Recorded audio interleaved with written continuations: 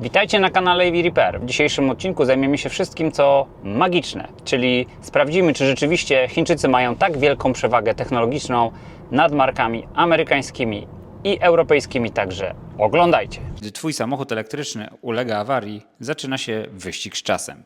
Zaczynasz nerwowo wyszukiwać w internecie, zaczynasz szukać na forach internetowych, zaczynasz szukać na Facebooku. Pojawiają się anonimowe odpowiedzi i anonimowe warsztaty, co do których nie masz pewności, że wykonają usługę poprawnie. 1 million, zillion, jillion, dillion, cotillion times later. Na szczęście dość szukania po omacku. Czas na rewolucję w serwisowaniu samochodów elektrycznych. Znajdź właściwy warsztat, sprawdź co naprawdę potrafi, skontaktuj się z nim, uruchom nawigację i jedź. EV Repair Finder. Skończ z chaosem, postaw na bezpieczeństwo. Słuchajcie, abstrahując oczywiście od naszych lokalnych youtuberów, których przy okazji bardzo pozdrawiam, a w szczególności Adama, mamy też wielu rozpoznawalnych już chińskich youtuberów, czy nazwijmy influencerów, którzy bardzo mocno promują chińskie marki i moim zdaniem nadużywają czegoś, co nazywają oni chińską przewagą technologiczną. Kupię się tutaj na jednym konkretnym przypadku, który udało mi się dosyć dobrze zbadać. Chodzi o jednego z chińskich influencerów, który bardzo mocno wychwalał ostatnio BYD Yangwang U7, czyli U7. Taki bardzo mocno futurystyczny pojazd, który skacze, lata, pokonuje przeszkody bez w ogóle jakichkolwiek objawów trzęsienia wewnątrz czy na zewnątrz nawet pojazdu. I odniosę to do technologii, które były rozwijane, powiedzmy to, w strefie kultury czy cywilizacji Zachodu od wielu lat i sprawdzimy tak naprawdę, czy rzeczywiście ta chińska technologia jest taka unikalna, to raz, a dwa, czy ona rzeczywiście ma rację bytu i czy ma szansę przetrwać w ogóle w motoryzacji. No i tutaj odnosząc się do tego filmu, gdzie ten chiński influencer tak bardzo zachwala tego BYD Yangwang U7, pokazane jest zawieszenie Yunyan-Z, które w teorii jest oparte na technologiach magnetycznej lewitacji, czyli maglev. Odnosi się tutaj ten youtuber do kolei elektromagnetycznej, czyli tej, która jakby lewituje elektromagnetycznie i porusza się po szynach elektromagnetycznych. Z tym, że oczywiście on twierdzi, że to jest chiński wynalazek, że to jest technologia, która jest ultra przełomowa i że tak naprawdę niszczy wszystko, co Zachód wymyślił do tego czasu. Problem polega tylko na tym, że w rzeczywistości ta technologia została zaprezentowana przez firmę Bose już 22 lata temu w formie użytkowej na prototypie Lexusa LS400. Zjawisko lewitacji magnetycznej jest znane, można powiedzieć, praktycznie od XIX wieku. Pierwsza kolej magnetyczna, czyli taki maglev, został uruchomiony w Wielkiej Brytanii bodajże w 1984 roku. No i tak jak przypominam, to zawieszenie Bose, elektromagnetyczne zawieszenie Bose zostało zaprezentowane w praktyce w 2004 roku. Przy okazji będą tutaj też przebitki do filmu. Panowie tam opowiadają dokładnie, jak ta technologia powstawała. W zasadzie oni zaczęli te prace dużo wcześniej. Z tego, co dobrze zrozumiałem ten materiał, a niestety nie udało mi się znaleźć szczegółowych informacji na temat tych prac, to oni pracowali chyba około 20 lat nawet nad tym zawieszeniem elektromagnetycznym. No Bose ma tutaj do tego podstawy. Oczywiście możecie zadawać sobie pytanie, dlaczego firma zajmująca się nagłośnieniem zajęła się zawieszeniem elektromagnetycznym, ale jak sami wiecie, większość głośników to są urządzenia elektromagnetyczne, które w pewnym sensie pracują bardzo podobnie i głośniki są w pewnym sensie też pracują w tej podobnej technologii. Praca głośnika to jest praca magnesów, które napędzają membranę głośnika i de facto działanie takiego zawieszenia elektromagnetycznego w pewnym sensie jest odzwierciedleniem tego, co widzimy na tych filmach prezentowanych czy przez Chińczyków, czy na tym filmie prezentowanym przez ludzi, którzy pracowali nad zawieszeniem Bose. No więc oglądając te testy zawieszenia Bose, widzimy zaskakującą rzecz. Ten Lexus LS400, stary samochód, sami widzicie jaki to jest stary pojazd, jest w stanie wykonywać dokładnie te same sztuczki, które potrafi wykonywać najnowszy, niesamowity, super nowoczesny BYD Yangwang U7. I to jest zastanawiające, czemu tak stary Lexus potrafi wykonywać sztuczki pojazdu, który jest przełomowy i tak super nowoczesny, że nic wcześniej takiego nie powstało. I na tym przykładzie doskonale widzimy, jak bardzo Chińczycy naciągają rzeczywistość związaną z nowymi technologiami, jak bardzo mocno pompują tematy związane z pewnymi rzeczami tylko po to, żeby udowodnić swoją wyższość. Oczywiście ma to uzasadnienie biznesowe. Bardzo dużo firm stosuje takie technologie jakby produktu fragowego, produktu, który jest nośnikiem technologii, a tak naprawdę sprzedaje te najtańsze produkty, no bo przypominam, że BYD Seal U, którego testowaliśmy, ma się nijak do Yangwang U7, jest samochodem co najwyżej przeciętnym. Kiedy ten Yangwang U7, przepraszam, to nazwisko czasami jest trochę skomplikowane, ten Yangwang rzeczywiście, abstrahując, że technologia, którą używa, ma już wiele, wiele lat, no robi wrażenie. Nie mówię, że nie. Natomiast trzeba pamiętać o tym i trzeba umieć odwzorować, kiedy to zostało tak naprawdę wymyślone i kto to w rzeczywistości wymyślił. I tutaj, wychodząc od tego przypadku, troszeczkę też poruszę inne tematy związane z chińskimi samochodami, bo kolejnym tematem, który jest związany z chińskimi samochodami, to są moce, które te samochody wydają i to są moce ładowania. I tutaj muszę Was bardzo mocno uświadomić, w jaki sposób Chińczycy to osiągają, bo to nie jest też czarna magia, jak to kiedyś lubiliśmy mówić na naszych materiałach, tylko to zawsze ma jakąś cenę. Bateria, jakby nie była zaprojektowana, zawsze ponosi cenę takiego szybkiego ładowania. Nawet jeżeli jest to bateria LFP, to musimy pamiętać o tym, że bateriom LFP też bardzo szkodzi duży wydatek energetyczny, jak i przyjmowanie dużej energii w wysokich temperaturach. Musimy pamiętać o tym, że jeżeli taka bateria będzie przyjmowała energię na poziomie 400 kW, 800 kW, czy tak jak na przykład znowu BYD jakieś 1500 kW, to na pewno będziemy mieli do czynienia z gigantyczną temperaturą, co będzie powodowało, że albo musi pracować niesamowicie wydajny system chłodzenia, wspomagany przez niesamowicie energochłonną klimatyzację, co będzie powodowało, że zużycie energii w tym BYD Yangwang U7 będzie duże, albo spowoduje, że bateria będzie szybciej degradowała. Myślę, że historia pokaże i zobaczymy, jak te samochody będą się sprawowały w czasie i czy w ogóle BYD będzie się decydowało te samochody produkować w jakichś ilościach, nazwijmy to, industrialnych, czy tych samochodów będzie powstawało dużo, czy nie, bo my z kolei mamy to szczęście uczestniczyć w szkoleniach, uczestniczyć w pracach badawczo-rozwojowych, oczywiście na takim poziomie, do którego jesteśmy dopuszczeni, w paru firmach. Nie mogę się tutaj powoływać na konkretne nazwy, bo jesteśmy zobligowani umowami o zachowaniu poufności, ale widzimy, jak te technologie wyglądają w momencie, kiedy są projektowane i na przykład patrząc na Porsche Cayenne, które powstawało parę lat temu, no to muszę przyznać, że Niemcy położyli gigantyczną siłę, gigantyczne środki i bardzo mocno się skoncentrowali na tym, żeby schłodzić i baterię, schłodzić i silnik, a nawet i przewody wysokiego napięcia po to, żeby doprowadzić do równomiernego przekazywania energii na wszystkich poziomach, tak? Czyli z baterii do silnika przez inwerter, z inwertera do silnika też przy okazji i wydawać z powrotem do baterii przy rekuperacji. Tam przypominam, że rekuperacja w Porsche Cayenne sięga chyba nawet do 600 kW. Ale Niemcy wszystko to obudowali niesamowicie wydajnym, niesamowicie skomplikowanym układem chłodzenia. Wspomaganym oczywiście układem klimatyzacji. I ta komplikacja i ten poziom inżynieryjnej perfekcji, oczywiście w dużym cudzysłowie, no ale Niemcy zawsze mieli taką tendencję do jakby takiego nadperfekcjonizmu inżynierskiego, to powoduje, że rzeczywiście ten samochód dowozi to, co jest obiecywane i ten samochód dowozi to przez długie lata. Czyli możemy założyć, że to Porsche Cayenne, tak jak obiecują Niemcy, będzie w stanie jechać pod górkę z przyczepą i wciąż będzie nam wydawało 80% założonej maksymalnej energii bez problemu. Czyli będziemy sobie jechać z tą przyczepą pod górkę i jeszcze będziemy przyspieszać. I ja w to wierzę, bo widziałem, jak to jest skonstruowane. Miałem okazję też przejrzeć sporo związanych z tym materiałów i wierzę w to, że Porsche Cayenne jest produktem od tej strony na pewno bardzo dobrym i skończonym.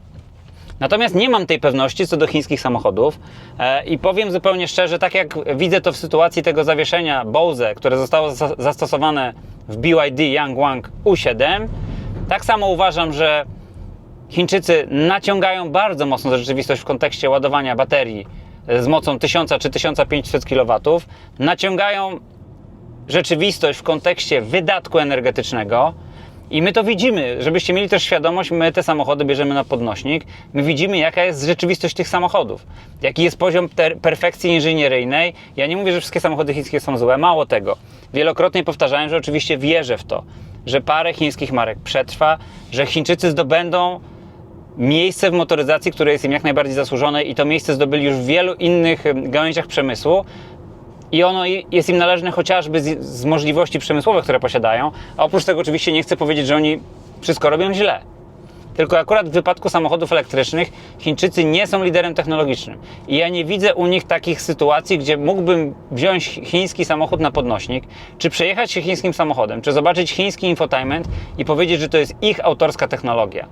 Zupełnie szczerze, przeglądając naprawdę najnowsze aplikacje, czy Xiaomi, czy Xpenga, czy jakiejkolwiek innej marki, widzę tam bardzo duże zaangażowanie, widzę pewną pomysłowość, ale to jest pomysłowość wtórna w zakresie tego, co zostało na przykład wytworzone przez Teslę.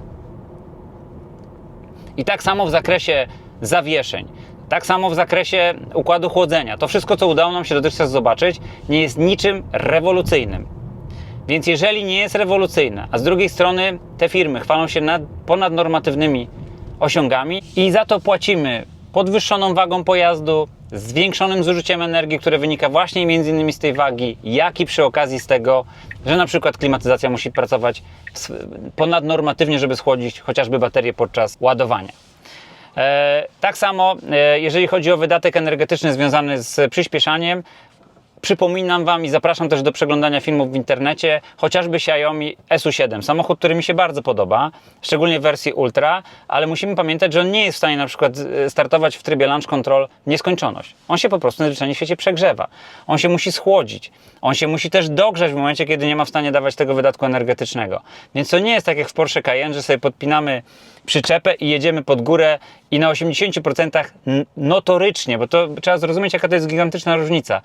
Uwierzcie mi, ciężko jest znaleźć samochód elektryczny, który jest w stanie w taki sposób operować. Czyli na przykład mamy 30 stopni na dworzu, mamy podpiętą przyczepę i jedziemy sobie pod górę i samochód nam cały czas wydaje 80%. A to jest minimalna gwarancja tego, co dają nam niemieccy inżynierowie. Także to jest taka różnica, która w tej chwili moim zdaniem jest przepaścią pomiędzy tym, co oferuje czy amerykańska, a już w szczególności pod tym względem europejska motoryzacja, a chińska. Więc wracając jakby do sedna sprawy i oceny chińskiej motoryzacji w kontekście innowacyjności, no to ja muszę być tutaj troszeczkę bardziej bezwzględny. Szczególnie, że moją rolą nie jest wychwalanie czegoś po prostu dlatego, że to istnieje. Chociaż owszem, obecność Chińczyków w tej branży powoduje, że ceny nam erodują. To jest oczywiście jak najbardziej korzystne dla konsumenta. I to też spowoduje z czasem to, co mówiłem, i obecność Chińczyków w ogóle w tej branży spowoduje to, o czym mówiłem już od jakiegoś czasu, że nadejdzie ten dzień i wspomnicie moje słowa i szybciej niż później, że samochody elektryczne, nowe samochody elektryczne będą tańsze od samochodów spalinowych i to niekoniecznie ze względu na to, że cokolwiek będzie obłożone jakimiś dodatkowymi cłami czy dodatkowym opodatkowaniem, po prostu koszt baterii tak idzie w dół, że prędzej czy później koszt samochodu elektrycznego skumulowany będzie tak niski, że te samochody będą mogły bardzo dobrze i mocno konkurować z samochodami spalinowymi. A dodatkowo ich model użytkowy i wiele zalet tych samochodów będzie powodowało, że ludzie będą je chcieli i myślę, że na pewno przynajmniej w dużych polskich miastach już naprawdę to widać. Ja powiem szczerze, że sam jestem już zaskoczony, jak bardzo dużo mijam samochodów elektrycznych. To jest niesamowite. Temat poboczny, to tylko tak chciałem wspomnieć. Jeszcze raz przypominam i zachęcam też do tego, żeby oglądać te wszystkie materiały, tak i z jednej strony, czyli tych wszystkich, którzy wychwalają chińską motoryzację i tych, którzy demaskują tą jakby chińską trochę arogancję jednak w kontekście technologicznym. Z drugiej strony trzeba pamiętać, że Chińczycy jakoś muszą wejść na ten rynek, muszą pokazać swoją wyższość. Wracając do tematu tego zawieszenia elektromagnetycznego, w owym czasie i do dzisiaj okazuje się, że po prostu zastosowanie tego zawieszenia jest grubo nieopłacalne. To zawieszenie jest bardzo ciężkie i myślę, że w takim samochodzie jak Yangwang oczywiście można pokazowo to zrobić, natomiast obawiam się, że BYD nigdy tego nie wprowadzi do masowej produkcji, bo ono jest przede wszystkim drogie, po drugie jest bardzo skomplikowane.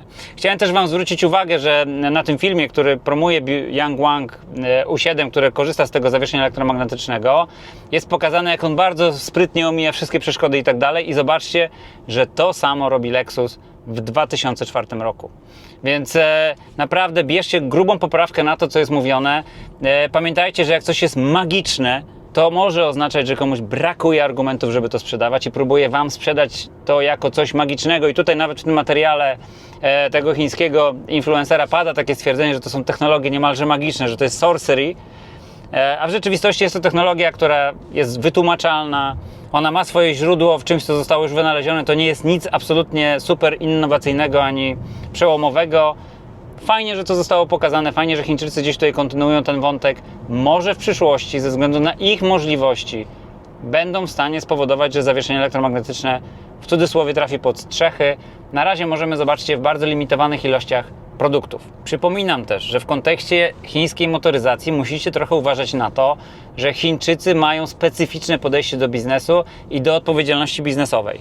I oni to pokazali już wielokrotnie w wielu branżach, wycofując się bez słowa z konkretnego rynku i zostawiając ludzi z problemem. Dlatego zwracam Wam uwagę, bardzo mocno wczytujcie się w to, kto stoi za tą marką. Oczywiście abstrahując od tego, że za wszystkim stoi Komunistyczna Partia Chin i pierwszy sekretarz, to dodatkowo dobrze jest wiedzieć, czy ta firma jest naprawdę duża i ma solidne podstawy finansowe, bo dużo trudniej firmie globalnej, która już ma jakiś biznes międzynarodowy, wycofać się z takich sytuacji, bo dla niej po prostu tego typu utrata twarzy może skutkować utratą też dostępu do rynku na przykład nie wiem, europejskiego, czy nawet chociażby polskiego, co zawsze jest jakimś tam problemem. Natomiast firmy małe, które dopiero zaczynają swoją przygodę z rozwijaniem się na rynkach międzynarodowych, no mogą po prostu dojść do takiego wniosku, że lepiej jest się wycofać niż ponosić konsekwencje. I takie sytuacje miały parę razy miejsce. Przypominam chociażby markę Ceres. Dodatkowo mamy właśnie Ceresa u siebie i Wiktoria Wam przy okazji pokaże przebitkę. Przyjechała właśnie do nas skrzynia przekładniowa, co dodatkowo też obala dodatkowy inny mit, bo ja muszę zawsze gdzieś być po środku, nie mogę nikogo bronić, po prostu muszę bronić przede wszystkim rzeczywistości. Narósł bardzo duży mit w temacie chińskich samochodów, że nie ma dostępności do nich części. Oczywiście ta dostępność części, wyszukiwanie tych części, to wszystko jest trochę trudne. Chińczycy nie są łatwym partnerem w kontekście udostępniania danych, jeżeli chodzi o naprawę samochodów elektrycznych i to zawsze jest jakiś tam wysiłek. Mało tego, w tym wypadku też uprzedzę tych, którzy cwaniakują ze sztuczną inteligencją, nie jest łatwo. Chińczycy bardzo sprytnie chowają te materiały i nawet trudno się je tłumaczy na język angielski czy polski, chiński oryginał, nawet jak się go dopadnie. Natomiast przy włożeniu odpowiedniej energii w to jesteście w stanie znaleźć rozwiązanie. No my w tej chwili, jak wiecie, bardzo mocno pracujemy nad paroma chińskimi markami. Mamy jakieś tam przekonanie, że być może te marki znajdą ujście na rynku europejskim i ugruntują swoją pozycję. Zobaczymy. Tutaj powiem Wam szczerze, nie mam tak głębokiego przekonania i tak jednoznacznego, jakie miałem w sytuacji Tesli.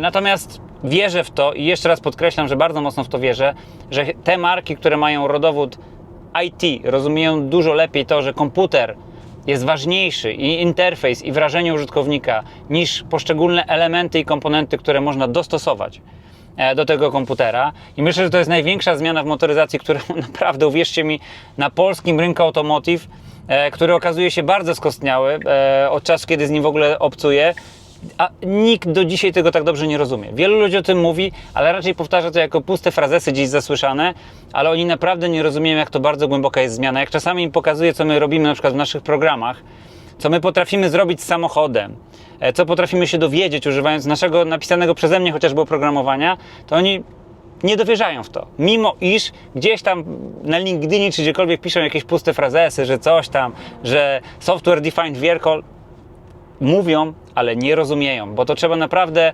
rozumieć, jak bardzo głęboko zmienia się motoryzacja w momencie, kiedy to tak naprawdę komputer, usługi chmurowe, sztuczna inteligencja staje się centrum samochodu, a nie hamulec, TPMS, zawieszenie czy cokolwiek innego. Oczywiście one są ciągle ważne, one decydują o naszym bezpieczeństwie, one wciąż są i one się nie zmienią, ale musimy zrozumieć, że zmiana jest diametralna.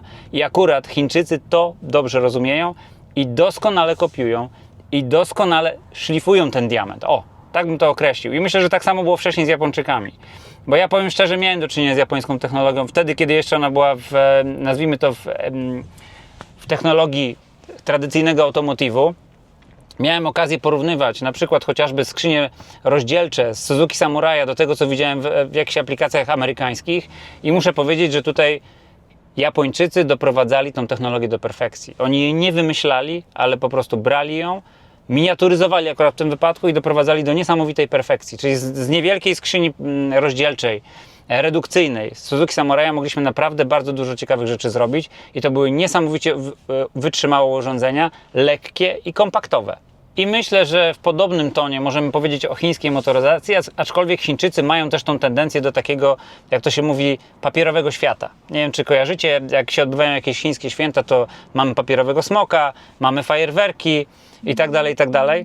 Także tutaj też to widzimy właśnie w tej motoryzacji, czyli te skaczące, nurkujące samochody i tak dalej. Te samochody, które są swojego rodzaju technologicznymi wydmuszkami. Musimy pamiętać, że jak bierzemy te samochody na podnośnik, to one bardzo często rozczarowują. Chociażby ostatni Xpeng, bodajże to był Xpeng P7 Plus Performance, który ani nie był performance, ani nie był ładny.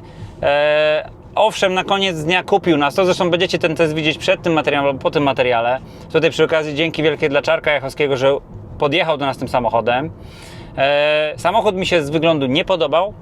Samochód był dziwnym tworem, wziąć pod uwagę też to, że ja traktowałem Xpenga jak poważną markę, która naprawdę próbuje budować jakiś line-up, a ten P7 Plus Performance to jest samochód zupełnie niepasujący do tego, co robi Xpeng do dzisiaj, Xiaopeng, ale zdecydowanie trafił ceną, więc tutaj widać, że Chińczycy też grają w inną grę, czyli to nie jest tak, że oni nie robią tego tak jak Tesla, na przykład z zamiłowaniem i z pewnym przeświadczeniem, że coś należy zrobić w taki sposób, że produkt trzeba wykonywać na pewnej bazie, rozbudowywać, tylko oni po prostu łapią to, co jest na półce, doklejają parę znaczków, coś tam zmienią i sprzedają to na przykład jako Xiaopenga, a później jako BYD, więc szczerze zaczynam się nawet ja w tym wszystkim gubić.